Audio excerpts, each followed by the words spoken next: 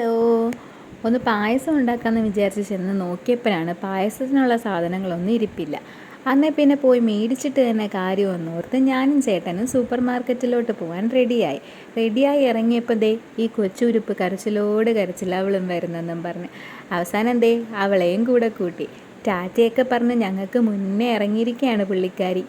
നല്ല മഴക്കാറിലുള്ളത് കൊണ്ട് തന്നെ ഞങ്ങൾ കാറിലാണ് കേട്ടോ പോയത്. വീടിൻ്റെ അടുത്ത് തന്നെയാണ് സൂപ്പർ മാർക്കറ്റ്, കുറച്ച് പോയാൽ മതി. ഇത് നാത്തൂൻ്റെ കുഞ്ഞാണ് കേട്ടോ, അവൾക്കിപ്പോൾ 3 വയസ്സാവാറായി. അങ്ങനെ ദേ ചേട്ടൻ പായസം മിക്സും തപ്പി പോവുകയാണ്. കുറേ മിക്സ് ഇരിപ്പുണ്ട്, ഏതെടുക്കണമെന്ന് കൺഫ്യൂഷനിൽ നിന്നപ്പോഴാണ് ഞങ്ങൾ അന്നേ പിന്നെ ഒരു പാലടയും 2 സേമിയ എടുക്കാമെന്ന് വിചാരിച്ചത്. അങ്ങനെ അണ്ടിപ്പരിപ്പും മുന്തിരിയും നെയ്യും ഒക്കെ അതിന് സബ്ബായിട്ട് മേടിച്ചു. അപ്പോഴും ദേ ഇവൂസ് അവിടെ കിടന്ന് ബഹളമായിരുന്നു. ഇത്രയും ഒരുമിച്ച് കണ്ടപ്പോൾ അവൾക്ക് ഏതെടുക്കണം, എങ്ങനെ കളിക്കണമെന്നൊക്കെ ആലോചിച്ചുകൊണ്ട് ദേ തേരാപ്പാര ഓടി നടക്കുമായിരുന്നു അവിടെ. എന്നെ അവളെ പുറകേലിട്ട് ഓട്ടിച്ച് ഞാനൊരു വഴിയായി. അവസാനം ദേ ബിസ്ക്കറ്റ് ഇരിക്കുന്നിടത്തെത്തി. 2 ബിസ്ക്കറ്റിൽ ഏതെടുക്കണമെന്നുള്ള കൺഫ്യൂഷനിൽ നിന്നപ്പോഴാണ് ചേട്ടൻ അവിടെ നിന്നുകൊണ്ട് ജ്യൂസും കാണിച്ച് അവളെ വിളിച്ചത്.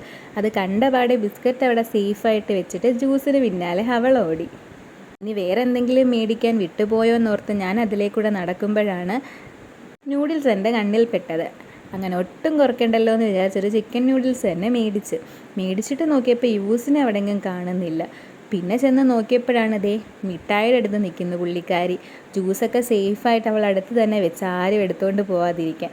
എന്നിട്ട് മിഠായിക്ക് പിടിക്കുകയാണ്, എനിക്ക് ആ മിഠായി മേടിച്ചതാ, ഈ മിഠായി മേടിച്ചതാ എന്നും പറഞ്ഞ്. അവസാനം നല്ല മിഠായി ഞാൻ വേറെ കടയിൽ നിന്ന് മേടിച്ച് തരാമെന്നും പറഞ്ഞ് അവളെ പൊക്കിയെടുത്ത്. മിഠായിക്ക് വേണ്ടി കരയുമെന്ന് ഞാൻ പ്രതീക്ഷിച്ചെങ്കിലും ആൾ കരഞ്ഞൊന്നുമില്ല കേട്ടോ, ജ്യൂസ് കിട്ടിയോണ്ടായിരിക്കും. അങ്ങനെ സാധനങ്ങളൊക്കെ മേടിച്ച് ഞങ്ങൾ പോയി. കാറിൽ കയറിയപ്പം പുള്ളിക്കാരിക്ക് ഡ്രൈവ് ചെയ്യണം. പിന്നെ ചേട്ടൻ്റെ നിന്ന് വഴക്ക് കേട്ടപ്പോൾ ഞാൻ അവളെ അവിടെ നിന്ന് തന്നെ എൻ്റെ മടിയിലോട്ട് ഇരുത്തി. അപ്പോൾ ഇത്രയേ ഉള്ളൂ ഇന്നത്തെ വീഡിയോ. ലൈക്ക് ചെയ്യുക, ഷെയർ ചെയ്യുക, സബ്സ്ക്രൈബ് ചെയ്യുക. വീട്ടിലെത്തിയപ്പോൾ തന്നെ ദേ ജ്യൂസും പൊട്ടിച്ച് കുടിച്ച് കഴിഞ്ഞു കൊച്ച്.